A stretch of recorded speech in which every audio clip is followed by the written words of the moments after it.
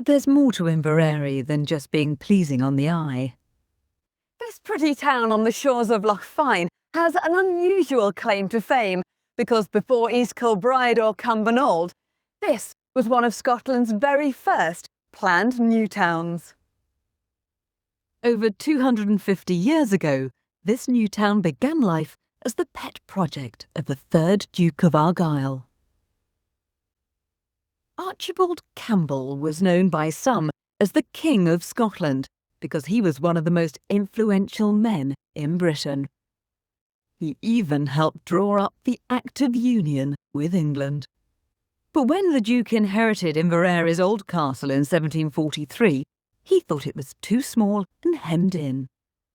So he called in the architects to create this new castle with plenty of space. And in true aristocratic style, he decided a new town should be built to place the commoners as far from him as possible. I'm meeting historian Ranald McInnes, an expert on Duke Archibald and his contemporary approach to privacy. The old town had been Scottish, traditional, rather higgledy-piggledy, organic layout. This was a brand new, straight, cruciform plan, one straight street, across at the top, and centred on a church. The Duke really pulled off a master stroke with Inverary. There had been some experiments in new town planning, but the size, the scale of this, the ambition was tremendous. From the castle, a private avenue and gardens separated the Duke from the townsfolk. And the town itself starts at Front Street. It runs from what was known as the Great Inn all the way towards the harbour.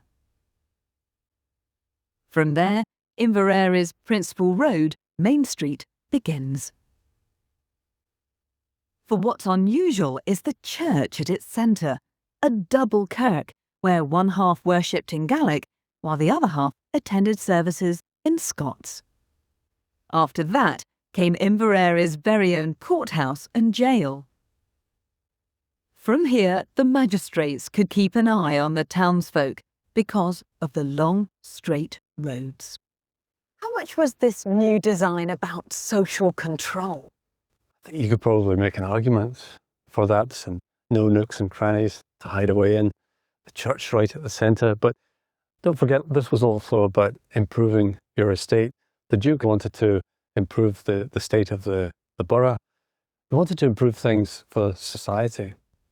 Unfortunately, the Duke died before his vision was completed. It wasn't until the rule of his grandson that Inverary finally got its new town.